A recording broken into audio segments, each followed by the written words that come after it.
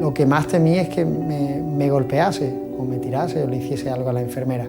Me dejó encerrada en la consulta y no me dejaba salir. Noté un golpe, un impacto en la zona, en la espalda. Me giré y vi al padre de un paciente que me había dado un puñetazo. Pasan miedo y que ese mismo miedo, esos mismos nervios te hagan bloquearte y no dar respuesta.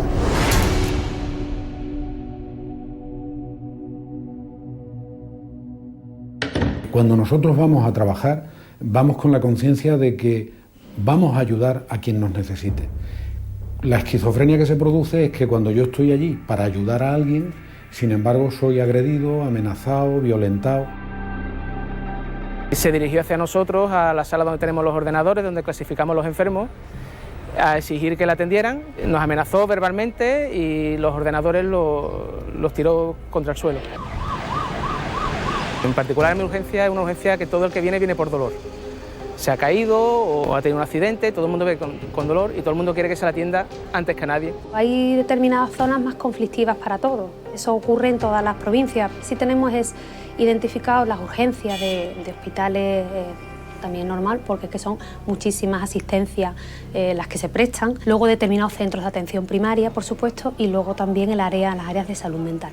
Son múltiples las causas, pero en definitiva lo que sí parece que está claro es que el médico es el primer escalón, el primer eslabón de la cadena sanitaria que recibe las frustraciones del paciente. Las personas demandan atención cada vez más, como es lógico, una sociedad desarrollada, y entonces si el sistema no tiene capacidad de respuesta o está muy limitado, muy presionado por factores externos, casi siempre económicos, de tiempo, de recursos, pues eso se traslada a los pacientes. Si hubiese más personal, si las listas de espera no fuesen tan enormes, si el paciente no tuviese que esperar tanto tiempo a que le atendiese, posiblemente su frustración quizás sería menor, y porque evidentemente lo pagan con la primera persona que ve. Sería algo excesivamente simple, ¿no? Hacer una relación directa entre menos profesional, menos personal o más agresiones. Tampoco lo creo, es algo también que se da en otros ámbitos como es educación, y tampoco porque hay más agresiones a los profesores y tampoco es que las aulas estén más masificadas. Decía que su madre se moría y nosotros estábamos allí comiendo. Me agarró por la ropa, me cogió de la ropa de una sudadera que yo tenía, de los dos hombros, y me agitó fuertemente. Decía que me quería matar, que me quería pegar. Y bueno, la sorpresa nuestra fue al llegar al domicilio que la señora tenía un cuadro catarral. Generalmente es un desacuerdo con el trato o la asistencia recibida por el profesional. Después tenemos un grupo muy importante en el que no se establece, son las que llamamos sin causa aparente, son agresiones que se producen por personas que en un momento dado no tendrían casi a veces responsabilidad en la agresión.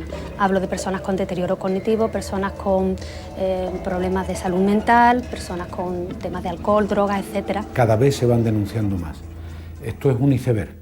Conocemos la parte superior del iceberg, pero hay mucho más debajo que no llega a nosotros. En Andalucía hay un plan de atención y prevención de agresiones para los profesionales de los centros sanitarios. Es muy inclusivo, no tiene ningún límite a la hora de incorporar o dejar que se registren agresiones. Hay agresiones de baja intensidad, agresiones verbales, que casi podrían estar en el límite de una discusión entre un profesional y un usuario. Sin embargo, el profesional se siente agredido, y agresiones que antes se consideraban de forma consustancial al puesto de trabajo, como pueden ser las agresiones que se producen en salud mental, ahora vemos que se registran muchas agresiones físicas que se producen durante, por ejemplo, una contención mecánica de un paciente psiquiátrico. Lo primero, y yo creo que es lo más urgente que hay que hacer, es poner una denuncia. En segundo lugar, informar a nuestros superiores, hacer el parte, porque es un accidente laboral, es una agresión médica. Y tercero, en mi caso, que estoy colegiado, ponerte en contacto con la asesoría jurídica. Los compañeros principalmente nos denuncian porque es una denuncia personal, en la que aparecen los datos del denunciante, datos, dirección y datos que va a conocer la otra persona. Aquí el que agrede normalmente son personas conflictivas y personas que incluso pueden tener antecedentes. ¡Por favor! Lo hemos intentado, lo hemos consultado a la asesoría jurídica del SAS y se hace absolutamente necesario que la persona presente una denuncia, lo que no quita para que el centro, la dirección gerencia del centro, establezca la coordinación necesaria con la asesoría jurídica provincial para asegurar que en todo momento se acompaña al profesional, pero el profesional tiene que presentar denuncia. El agresor suele ser el familiar que acompaña o el propio paciente. En un principio todos pensábamos en el Observatorio Nacional de Agresiones que iba a ser un determinado perfil, una persona con cierto perfil de agresividad, quizás sumido en el mundo de las drogodependencias o de la delincuencia habitual.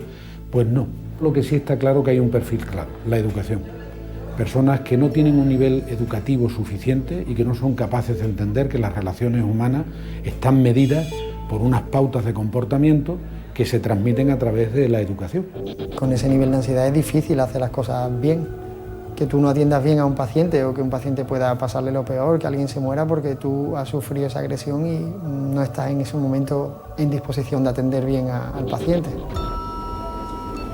Se han interrumpido en algunas ocasiones atenciones a recuperaciones de parada cardíaca por alguien que ha entrado violentamente diciendo que es que llevo ya mucho tiempo esperando. Eso no puede producirse. Hay diseñados muchos protocolos, hay planes, hay interlocutores a nivel de las fuerzas de seguridad, hay incluso software informático, pero luego en la realidad eso no se plasma. En muchos centros se pide más seguridad. No solo los típicos botones antipánico y 2 o 3 cosas parecidas que hay. La figura del interlocutor policial va a ser una buena medida preventiva cuando se conozca socialmente su existencia, una buena medida activa frente a la agresión por su rapidez de acción y luego también facilitadora de la denuncia y de todo el trámite necesario para que el agresor no se vaya de rositas. Es un hito importante y es un reconocimiento importante que los delitos el resultado al final penal sea un delito de atentado contra la autoridad pública. El efecto ejemplarizante de la pena es importante. Me gustaría recordar que de cada 4 agresiones, 1 tiene condena de cárcel. Eso debe saberse con el objetivo de que el agresor sepa que no va a agredir en balde. Es considerado atentado el delito de agresión cometido en el ámbito de la medicina pública, sin embargo en el sector privado no. Eso precisamente debe corregirse. Tenemos que hacer un acompañamiento más cercano, porque al final las personas lo que perciben es lo que obtienen en el momento que sufren una agresión.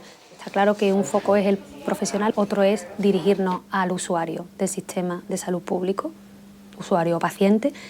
Otro tema también es mejorar las habilidades y destrezas del profesional a la hora de reconducir determinadas situaciones para que también pueda minimizar ese efecto.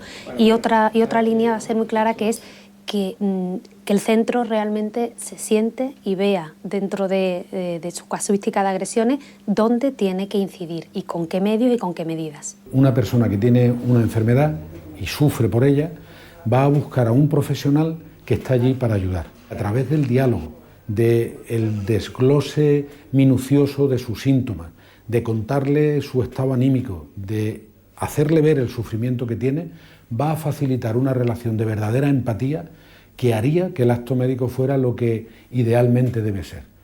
Una relación humana en la que se busca el acortamiento de los tiempos de sufrimiento y la solución al problema de salud. El año pasado se registraron en Andalucía 1.115 agresiones a personal sanitario o asistencial de la sanidad pública. Una cifra que este año podría ser mayor porque hasta junio se habían presentado 56 denuncias más que en el mismo periodo de 2016. Las más afectadas, las mujeres. Datos muy duros sabiendo que poco más de la mitad de las víctimas denuncia. Y ante las agresiones, tolerancia cero. Con la violencia nada se consigue y todos perdemos.